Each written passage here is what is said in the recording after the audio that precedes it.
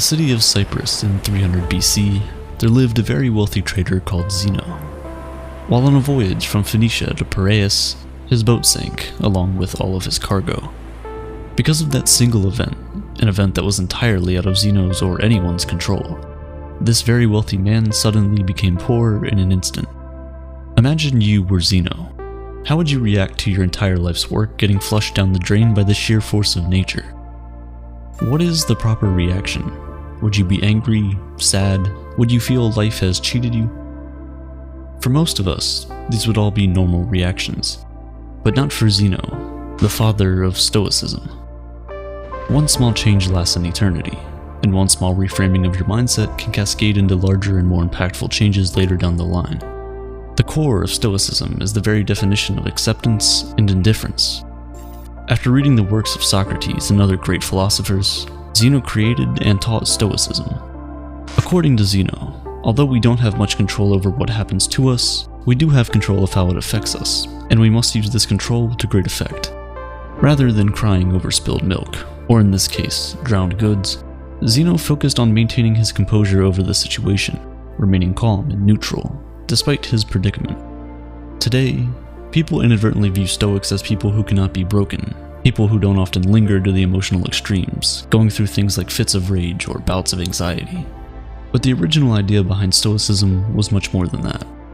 Rather than just a way to describe people who are unemotional, Stoicism was a way to view, describe, and understand the world.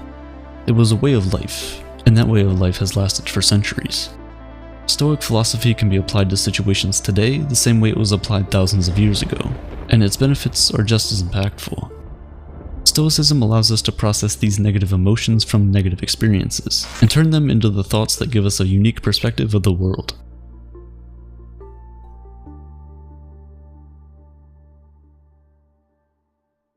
Perspective is everything, and everyone in the world has different experiences and thus different perspectives on things.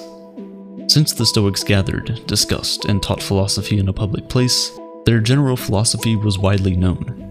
They believed that the Stoic principles could greatly benefit anyone and everyone, and so it didn't make sense for them to hide that knowledge behind the four walls of a school or of the palace courtyards. As a result, everyone from slave to emperor could learn and become a Stoic. And they did. Some of the world's most notable Stoics include Epictetus, which translates to acquired, as he was once owned as a slave, Seneca, who was a well-renowned statesman, and Marcus Aurelius, a Roman emperor and one of the most powerful men to have ever lived. The early Stoics practiced what they preached, avoiding all forms of segregation and leading the fight against inequality.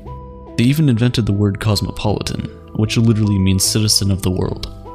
When people hear that word now, we think of cities like New York, Toronto, Dubai, and London because of how diverse they are. This was the type of unity and togetherness that the Stoics preached. Even at a time when it wasn't popular, women were allowed to freely learn about Stoicism and become Stoics themselves. So why do so many people adopt Stoicism as a way of life? In a world full of unexpected turns of events, our emotions can tend to get in the way of things. In reality, we don't really get sad because bad things happen to us, we get sad because unexpected bad things happen to us. Rain is a good thing. It helps to water our plants, provides water for livestock, and keeps the temperature cool and humid. But the truth is, when that dark cloud catches you outside without an umbrella, it's never a good experience. So why don't we start crying once it starts to rain? It's because although the situation is bad, we've learned to expect rain. It's something that is unavoidable. We can't control the weather. Although it sucks, the rain passes and the light returns. Stoicism teaches us that, in the same way, we should expect that everything bad that can happen will happen. Picture the worst outcome, and be content knowing it could happen. One of the Stoic exercises is known as voluntary discomfort, an exercise aimed at increasing feelings of gratitude. Sleep on the floor of your kitchen, taking cold showers when you normally take hot ones, eat nothing but potatoes for a few days, things like this. This exercise helps you to understand that no matter how hard it gets, you'll still survive and potentially thrive if your mindset is right. By being able to withstand these uncomfortable situations, we indirectly prepare our mental for future misfortunes. With the current state of the world where advertisements are constantly being shoved down our throats, we're made to believe that if we don't have the next best thing, look a certain way, or make a certain amount of money, that we will never be happy. This message is more important now than ever. We enter the world not knowing much of anything. We grow up being taught things at home, in school, and by observing the world for ourselves. The thing is, a lot of times, all three of these sources of knowledge teach us in different ways. The question is, do we need to internalize all of this knowledge? If we do, we could unknowingly be setting unrealistic expectations for our lives, leaving us ultimately disappointed and unsatisfied in the end. That's no way to live. We should instead focus on improving ourselves, for ourselves. We should do things for ourselves and only for that reason. Attaching any external hope or secondary attachments to the actions we take almost always lead to disappointment. Most of the time, we end up trying to fulfill that emptiness with external things, blowing all your money on a fancy car, a house, or even starting a family. Sometimes we do all of these things for their external value and not their internal value. But Stoicism teaches that if you approach life this way, you place your happiness in the hands of external forces, forces that can always fail. Cars almost always break down, natural disasters wipe away entire cities, and divorce rates climb higher and higher each year. But even the free things in life come at a cost. The cost of space, both physical and mental. As Seneca once wrote, learning to live with less will create space in your life for the things that truly matter to you. Instead, we must place our happiness on our intrinsic value as humans and on nothing we have or can physically acquire. We must choose to do our best to keep a cool head, regardless of what life throws at us. Because regardless of what it is we want, at the end of the day, we don't have any control over the majority of things that happen to us, but we do have all the control over how we react to those things. That is the dichotomy of control, the most important principle in Stoic philosophy. Stoics teach that we must learn to separate what we control from what we cannot control. We need to determine our value not from things we can't control, but from the things we can. Striving towards goals is a good trait, but breaking down when those things don't go your way is, in a Stoic's point of view, useless. Making YouTube videos is, well, a lot easier than being a Roman emperor, but it can still prove to be challenging sometimes. First, you must form your idea, which takes forever. Then research that idea, scrap it because it sucks, start over, script the video, create the video, edit it, make the title, thumbnail, and everything else before you hit upload. Everything up until the point where you click upload is all up to you. However, once you click that upload button, the power shifts to the YouTube algorithm. Still, a lot of people judge the success of their YouTube channel or Instagram account based on how many views and subscribers or followers they have, metrics of which for the most part are beyond your control. Stoics teach that instead, you should judge the success of your work based on the amount of effort you put in, and not on the outcome of your external hopes. Trust the process. Think about a person who has been working hard at their job for the past 6 months. He now feels he deserves a promotion, and so he walks up to his boss with his performance report. The boss says thanks, doesn't grant him the promotion, and he goes home thinking he must suck at his job. He doesn't consider that the boss might have simply woken up angry, someone else might have been better qualified at the time, or maybe the company was just losing money and couldn't afford it. He doesn't know the reason, but he's still upset. If he simply placed his value on the quality of the performance report he turned in, kept doing what he was doing to earn the promotion he wanted, he could have been much happier overall. With the right perspective, his goal wouldn't have been diminished, but just postponed. It's this reframing of your mindset that is crucial. A true Stoic does not view their successes based on the financial gain of their ventures, but is comforted by the fact that they can live a comfortable life without all the things money can buy.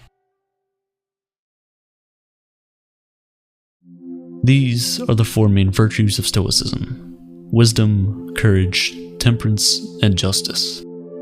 Wisdom is being able to separate between what is internal and what is external, and the ability to choose our reaction to the things that happen to us.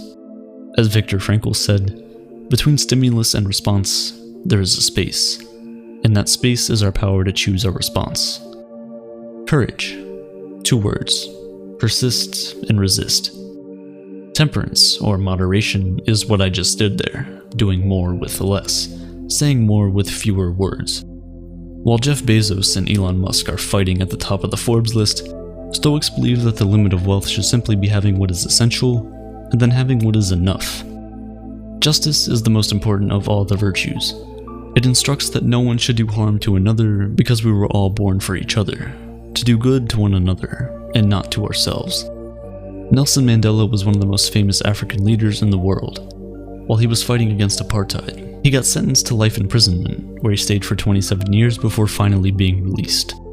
When he was released from prison, he was elected president of South Africa, and thus, many people thought he was going to brutally punish all the people that had anything to do with apartheid or his imprisonment. But of course, he did not. Throughout his time in prison, Mandela read the works of Marcus Aurelius and learned many of the core values of Stoicism, all of which he practiced throughout his life. Instead of calling for the heads of the wrongdoers, Nelson Mandela urged his people to instead seek the opposite, to relax and rebuild. He stressed that the past was now beyond their control, and that the only thing they could do was find a way to move forward and build a better nation. This is the way of the Stoic. In modern-day medicine, Stoicism is at the core of procedures like rational emotive behavioral therapy and logotherapy. REBT helps patients to identify negative thought patterns that might be causing emotional and behavioral issues. It allows you to challenge the reasoning behind all these negative thoughts with logic, and when you realize that many of them are unfounded, you can then replace them with more productive and healthier beliefs. Logotherapy, on the other hand, is based on the Stoic principle that humans are driven by purpose.